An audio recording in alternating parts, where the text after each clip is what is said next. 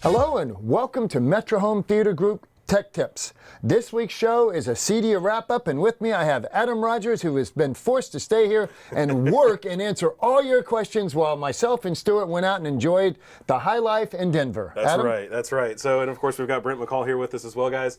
So we're really excited about today's show because we get to talk about some of the cool stuff that they saw at the show. I didn't get to see, but they told me all about it afterwards. So, and actually, while we're talking about this, guys, to kind of get some feedback from you, let us know what you saw. Did you see something really cool? Even if it wasn't ours, we want to know what was cool out there, something that you guys saw that was, interesting, something that really caught your attention, something that you saw the industry, something new, something neat for them to be doing. So, but comment that, let us know what you saw. So, but Brent, with that in mind, what about you? Was there anything that really stood out to you that was kind of cool? Obviously, like Stuart and you stuck back here at the office, there wasn't a whole lot of time to get out and see the world. What we did see when I walked around is there was a proliferation of a lot of manufacturers claiming to have the very first, and I love this part, first 8K cable out there. Right. Advertising HDMI 2.1, and at least as of this morning, we still don't even have a CTS to know that. Right, which was something that we were actually kind of excited for. We were hoping that we would have a CTS for, which again, what does the CTS stand for? The CTS is the Certified Testing Standard for HDMI in this case, to validate that a cable does what the requirements are from the HDMI standards. But without that testing parameters, which means what equalization do we use, what voltage do we use, source, display, how everything works together, there's no legitimate way to test a product and validate that it's real. Right. And at least again, as of this morning, we still don't have that. We are hoping by the end of the year, maybe the beginning of December, but sadly, not holding our breath. So hopefully we'll get something soon, something to actually tell us what the heck 2.1 is supposed to be. We've been hearing it, as you know, because you and I have had this discussion numerous times, for almost a year that is coming in 2 weeks or 2 months. And Yeah, 2 months, and then 2 months shows up, and 2 months, so, and yeah, then we're still continues on. We don't know. We do know, for example, by testing with DPL and other products, that the bandwidth is out there and we can accomplish these things. But until somebody actually has a test, nobody can claim to be anything other than, hey, it's a cable. Yeah. So I guess with that, we'll go ahead and just kind of jump in. What was absolutely? So from what everyone told me, that during the show we had a lot of people stop by and check out the booth and everything like that. From what I understand, everyone said was one of the biggest things was the Multiviewer. Absolutely. And what is the one thing we don't have because everybody wanted to take it on the road? So we don't have the Multiviewer, guys. So one of the big things we actually one of our reps, Bob. Actually needed it for a show, and it's so big right now that everyone is super excited about it that we ran out. Literally all of our reps and stuff that have them and they're gone. We don't have any to show off for our show today, which is a little upsetting, but and sad. Yeah, but for that in mind, we're going to do an entire show kind of centered around that idea, and we'll discuss that later on. We'll let you know when it's coming. So, but I guess for now, Brent. Well, let's talk about what it is, even though we can't show it. That's true. So basically, if you guys were at the show, let us know. Again, comments for put some say in the comments what you saw, what was cool. But the Multiviewer basically is just that. It's a four input, one output Multiviewer that can give us different setups on the screen. So you could have 1, 2, 3, and 4 for different quadrants, for the different inputs. Right. You could have side by side, 1 and top 2, and or bottom. 2 and 3, or 3 and 4, and 1 and 4. Right. And it also supports 4K. Yeah, and picture-in-picture and everything else like that. So. And audio. Kind of a cool device, yeah. So you can select, doesn't matter what's on the screen, you can determine what audio you want to hear. Correct. So yeah, and basically, so long as it's showing, we did find that out. So as long as it's showing what something is on the screen, so if you have a 1x1 or a 2x2, if it's on the screen, you can select it as an audio source. So really, really neat device. We've got a driver created for Control 4. We have the hex codes online, so it's all available for you guys to kind of check it out. Definitely go onto the website, talk to your rep. See who you have, to find out if any are available for you, and then from there, find out when it's going to become available. At this point in time, I don't think we actually really know about that. So. Well, we do know that our initial order had to be quadrupled. Right. Yeah, we had to actually go ahead and call the factory and say, hey, we need more. Go ahead and send us some more. So. Now, one of the things that we did find with this, as we're looking around, is Our pricing, and we're not going to discuss that in the broadcast, obviously, but the pricing is disruptive. So the dealers will be very, very happy with what they're going to find with this. Yeah, So, definitely. again, no pricing in the show. Give your salesman a call and ask them about it. Right. So let's go ahead and jump past that since we don't have that thing with us here to talk about. We'll go ahead and talk about some other stuff that we actually do have. I would like you to take straight to your baby. The fiber? Yes, sir. So if you guys remember, we actually did a fiber episode. Actually, Well, I was gone. Thank you were gone. Yeah, we had Kyle on. If you guys want to, you can go back and actually check that out on the on our YouTube page, on our Facebook page. You can go back and actually watch that video for it. We're going to start breaking apart the episodes a little bit too, so you should see a little bit of thing that's set aside just for the fiber and how it works and everything. So definitely check that out. And just before we go, you will notice a set change. Yes. It comes down to, honestly, it took us 4 hours to set up to shoot live in the lab. Yeah. And it became incredibly disruptive, not just for our department, but for the videographers as well. So we are now officially in a sound stage. Correct. And guys, I do apologize. I'm getting over a cold myself, so sorry about the coughing. So, but yeah, so one of the big things that was at the show was the fiber. Also price disruptive. Yeah, also very, very price disruptive. So definitely check this out, guys. If you were there, you probably saw Jason showing off the fiber, doing some different terminations and whatnot with it. But like we talked about in the last episode, we do have, or pardon me, 2 episodes ago, we do have some multi-mode OM3 fiber. We have simplex and duplex, as well as riser rated and plenum rated with that as well as we have all of the tools necessary to do that. So this was a really big thing. Everybody was really excited about it at the show.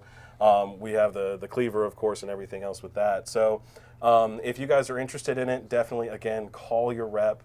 Or call us. You know, we're back in tech support. Call us up on tech support. We're happy to talk about it and kind of geek out about it a little bit. Also mentioned we have a brand new number coming for tech support to make their life a little easier. Right. So we don't have the 866 number. I mean, it's still there. Do. We still do. It'll be a while before it goes away, but we do have a new number. It's 386-255-0234. It's still option number 3 when you call in to get back to tech support. Or you can do extension 8301. And I know that that's down on the screen right now. The 8301 is not going to be on the screen, but you can call that tech support line and get through to us in the back. So, and again, but please give us a call. It gives you a lot more flexibility. And of course, in my case, everybody that has my number knows they can reach me till 10 at night because I don't have a life. Well, yeah, exactly. So with that, guys, and honestly, if you have any questions that, maybe the sales rep may not know, or if you just want to talk to us directly, feel free to give us a call, and we'll geek out about it. We would absolutely love to talk to you before you do your job for better planning so you can know what to do, when, and how to do it, so you're not having to call afterwards wondering why it's not doing what it should be doing. Now, Brent, one of my favorite things about the show this season, some of the new episodes, well, we'll get into that later on. That's a whole other episode. Is just a simple, well, it's not as simple. In fact, it's a very, very robust, the HDMI matrices. You want to kind of fill us in a little bit more on that? Now, on the HDMI matrices, we have been asked for years and years and years by our dealers, by our distributors, and honestly by our sales staff. And Stuart and I did not feel comfortable stepping into this domain because what we could get our hands on, what we could engineer from both the hardware and the software side was not up to the standards we felt Ethereal represented. Right. That has changed. In the last year, we have come across both an engineer and a factory that allows us to do things in the past we could not. So we now have 4 HDMI matrices, a 4x4 and an 8x8 that are quick switching, which is simply that, no scaling, no fancy work on it. They switch fast, but boy, these things are stupid reliable. And in fact, while he's got it in his hands, this is the 4x4. And the nice thing is, of course, you also have audio breakout with this. Correct. So there's a tremendous amount of flexibility. Control 4 drivers, Crestron, hex codes, because you can also control it with IR, with IP. Correct. Alon and Savant are on their way for the matrices. Yep. There's a lot going on with this product to make it simple and easy for you to install, and is incredibly robust, so it's going to stay in your job and continue working. So Brent, before we move on with this, I'd like to kind of touch a little bit more on this, because the matrices, like Brent was saying, we didn't really want to get into them. We were a little gun shy. We've seen so many people try and come to market with them, and it just didn't work. And so we really wanted to take our time with this and get it right. So with all that in mind, a little bit more detail about these guys. We're doing 4K 60. Yes, we are. We're doing 444. Yes, now. Yep. Quick point, what is 4K 60 444 10-bit HDR in bandwidth? Too much. Exactly. So remember that, guys. If you're using like an Oppo Blu-ray player, any kind of player that can go above the standard 18 gigs, don't. There's no picture advantage. I've heard people tell me that 444 looks better than 420. It is emulation because the content is still on the disc, Right. on the streaming, on the downloads at 420. Correct. So anything beyond that is faked out. Yeah, and in fact, even the 4K 60, unless you're doing gaming or if you're watching Billy Lynn's Lynn's long long halftime halftime walk, walk, that just amazing video. I'm sure you guys we've talked about it multiple times already. But unless you're using those types of content, you're not going to get 4K 60. And so even if you have an Apple TV or a Roku or anything else that is a 4K device, you're not going to want to put it on the 444. Now, luckily, Apple sent out an update. It pretty much eliminates which that as honestly, an option. that was going to be a whole episode on And its it will own. be. Yeah, so with that in mind, guys, with our matrices, like I said, they handle 444. They handle 4K 60, not together, of course. You want to make sure you're not going over that 18 gig limit right now, which of course feeds into the HDMI 2.1 when we get a CTS. Exactly. It does handle Dolby audio. Dolby Vision. Dolby Vision as well, pardon me, for the video. And HDR. And HDR. So, what we want to, and on top of all of this, what Brent was saying about the audio breakout, it's a really, really great thing because it takes it one step further. It's matrixed. So with this, with the HDBaseT unit, you can actually go in and tell it if you want the audio to follow the input, if you want the audio to follow the output, yes, or if you want to just fix it yourself and have it go in a certain direction. And either way is great because a lot of times, particularly in an environment where you're doing a bar or a church or something like that, the ability to say, okay, we're going to have this audio track the main screen. Right. So whatever's on the main screen is what you're going to hear. And that's great in that environment, but it may not be what you want in the next job. You may want to say, okay, we're going to throw that picture up, but I want to listen to Pandora from this other source. Right. And there's a tremendous amount of flexibility in that. And we're going to get back to a little bit of this as we go forward to our next product after this. Yeah.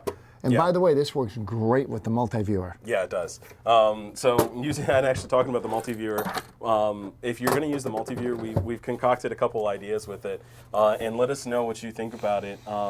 If you want to have the Multiviewer inside the Matrix, not so much inside of it, not built in per se, but the ability to have the Multiviewer output as a source option, what we've kind of concocted is a really fun idea. You're going to tell our competitors what's going on. I'm not going to tell our competitors. I'm going to tell our dealers how to do it. And so you're holding on to the 8x8. This is the HDBaseT model. Is that correct? Yes, it is. Okay, so this unit here, the really great thing about this one is that it is actually HDBaseT out as well as a mirrored HDMI output. Yes, it is, and scalable. And scalable, correct. So definitely. Honestly, this is becoming one of those Swiss Army knife matrices that we're super excited about. I keep saying we're super excited. We honestly, it's funny. We come in here, we start talking about the different stuff, and you can attest to it. We come in and geek out about it. Yeah, we do, and it's kind of sad. The other departments look at us, it's like, what's wrong with you people? So what we've come up with, guys, and this is kind of a neat idea. If you can take our 1x2 scaling HDMI switch, which is our new SPL5. 5 series available in HDMI two sizes. Two sizes. So we have the 1 in 4 out, or we have the 1 in 2 out. So what we do is, this is actually kind of an interesting setup. If we take all of our sources and we put them onto the 1x2 splitter, not this one, of course, this is the 1x4, but if we put it on the 1x2 splitter, we have the other one output going to the Matrix at that point, and then the other output going to one of the inputs of the Multiviewer. And then at that point, you take the output of the Multiviewer and put it into the Matrix. So you have all of your sources set up as a standard one screen, or you can use the Multiviewer as an input on the Matrix as well. It kind of creates a really, you have this ability to have so many different options with it. So definitely, again, check it out. Give us a call. Let's hash out some ideas before you plan things out. And we jumped a little bit ahead, but this 1.4 scaler splitter does some unique things. With this, you can plug any television, any resolution into it, and only that port goes to that resolution. Whereas in the past, a splitter or any type of device like that would go to the highest common. If you had a single 720 system, 720p 1080p TV in the system, the entire system had to go to 720 when that TV turned on. Correct. With this splitter scaler, you don't have that anymore. So you can have a 4K TV, an HDR TV, Correct. which we had this week. Yep. A 720 and a 1080. Now, if you take this and you have a bar and you add it to an output on this, you can now support 4 TVs off a single output, because let's face it, if you've got 24 TVs in a bar, right. you're still not going to have 24 sources. Right. You may have between 6 and 8 DirecTV satellite receivers or cable boxes. Yep. So how do you get to the other TVs? You add this. And the other thing about bars is they never replace all TVs at one time. So there's all vintages in that bar. Yeah, you may even have a bar that's got the newest 480p. 4K HDR, and you may even have a 480p or a 720p. So that's where this comes into You take play. an output of that into this splitter, you're now supporting 4 TVs off one of the 8 outputs. Right. So you do that 8 times, you're supporting 24 televisions correctly, irregardless of resolution. This is a phenomenal combination. And then when you throw the 1x4 in, as you just discussed, your flexibility is tremendous. Yeah, you can get some really cool setups. We're going to get back to the 1x4 scalar splitter in a moment, but let's finish up with this, because this offers some unique stuff. I'm going to put this one in your hands, because that is the HDBaseT receiver for this. Low profile, it offers RS-232 interface. Correct. It offers audio breakout. Correct. And it works with traditional 12-volt US IR components if you need to send it back. Correct. Now, when you look at the HDBaseT outputs and the HDMI, as he mentioned, they are mirrored. So you actually have 2 outputs for each zone. Correct. Automatically built in. Yep. A lot going on here, guys. IP control, serial control, drivers already built for Control 4, Crestron, and IR, and again, IP control. A lot going on here. Yeah, in fact, this even has RS-232 control for this as well. So you can either use the RS-232 pass-through functions on it, or you can use the RS-232 built into it to actually control all the different inputs and outputs on the matrix. So it honestly is a really versatile matrix. We are, again, really excited about it. We've been playing around with it in the back for a little bit and trying to see what we could do with it, and we've come up with some pretty interesting scenarios. So and honestly, Brent, that's kind of one of the things that we like to do is we come up with scenarios before our try to push the limits. Yeah, and before you guys come up with scenarios, because inevitably we're going to get that phone call that says, hey, I'm trying to do this. I'm trying to do 24 TVs in a bar setup. And we want to do all of this, but we don't have, they're not all 4K or they're not all 720. We want to make sure that the ones that are have advantage of it. And to that note, that's one of the reasons we do work with a tremendous amount of manufacturers to get as much product in here for testing, sampling, to find out what works, what doesn't, why it doesn't. Right. And coming out of CEDIA, we have products coming from Kaleidoscape, from Accurus, from ATI, from Datasat, from D&M, from Onkyo Integra, from Sony. There's a lot of new products coming in to our facility for testing to make sure that we're going to be able to meet your requirements, your needs, and answer your questions when you get a call. Right. So, and honestly, I'm personally a little bit excited about the Kaleidoscape coming in. I know you are. Because the Kaleidoscape itself, as you guys who are in the industry know, it's a fantastic media player. However, it has issues, and not to say anything about them as anything else, because honestly, the Kaleidoscape is the go-to for most guys out there. And so the issues are not really Kaleidoscape's issues, and this is a common misnomer. Oh, it's not the Kaleidoscape. The Kaleidoscape absolutely fits fully within the HDMI parameters. They just have a unique requirement, and it wasn't determined by Kaleidoscape. It was determined by the people that made their HDMI chip. Correct. And we have the repair for that, and repair is the incorrect word, but it's the only one that comes to the top of my head. Built into our active cables, the VLOX series, our active VLOX fiber, our GA1, GA2, our Junior Plus.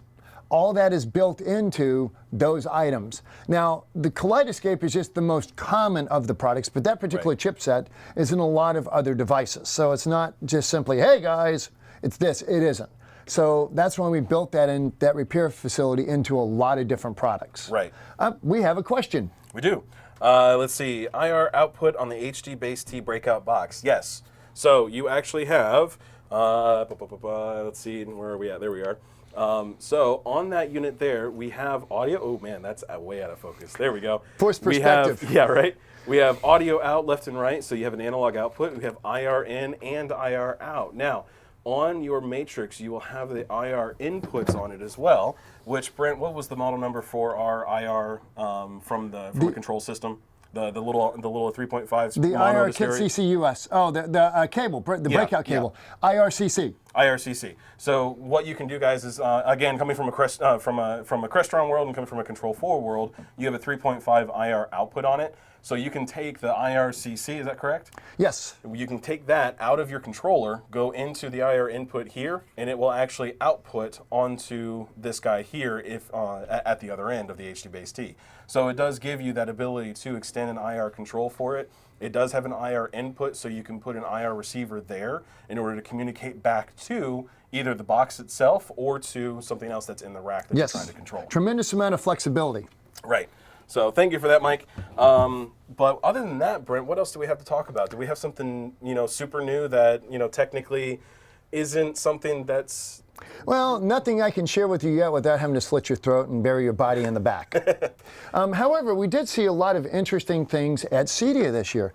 Joking about the cable, of course, at the beginning, but walking around the LG super thin television. Oh, yeah. I mean, wow. Yeah. That was impressive. Honestly, the Brilliant keypads, and you and I talked about this. We did.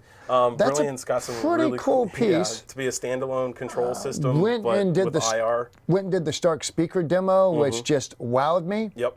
I don't know who saw it, but I did do two live broadcasts with Sound United with Matt Murray from AV Pro Edge and Philip Lamar Jones from Sound United, where we discussed HDMI 2.1 and what to expect. Right. There was a fair amount of hoopla, hype, and untruths about HDMI 2.1 at the show. A lot of people claiming they had products and items that they don't because we have no way to know yet. And quickly on that note, this is super exciting. Right. This is the brand new Velox fiber. Now, what is unique about this fiber, this is a 48 gig fiber. Correct. Now, I can tell you it's 48 gig because we can test 48 gig based on current standards. Correct. I cannot tell you this is an HDMI 2.1 compliant cable because we don't know. Yeah, we don't know. We don't know. However, we are reasonably confident that it is. And as with typical Velox products, you do have the nice color indicators on the head shell. However, we do encourage, particularly as you move into higher bandwidths, please use the power port that's located on the back to power this cable. As bandwidth increases on any product, and in fact, you and I were having this discussion this morning, power demand also increases. So if you're running an AVR or a source and a display, if you've got your AVR and your source in an area that's not well ventilated, as you move up to 4K or HDR, even further up the bandwidth, that device is going to get really hot really fast. Right. And a common call on that is everything worked great, but suddenly we started getting sparkles. Right. And sparkles are a pretty good indicator when that happens that you're getting thermal delamination on your circuit board, and it's a cancer. Once it is started, even if you add ventilation to the system, you're probably already doomed. It may last a little longer with ventilation, but sooner or later that product's going to die because the cancer doesn't stop. So Brent, real quick, just for the people who, for the laymen and people who may not understand thermal delamination. So what happens when you look at a circuit board, an HDMI circuit board can be anywhere from 4 to 8 layers depending on the bandwidth. And those layers are stacked on top of each other and with circuit traces all the way around. And as that board starts to heat up, their circuit traces are very tiny, like hair size. They will start to separate from the phenolic material that's the base of the circuit board. Right. And as they start to separate, you'll get little blisters and things like that as they raise up. And when that happens, it affects impedance. Right. Okay. As the impedance changes, the resolution drops. Right. And as the resolution drops, it's now trying to shove even more power down the system to get it back up, which starts the blister getting even bigger. Right.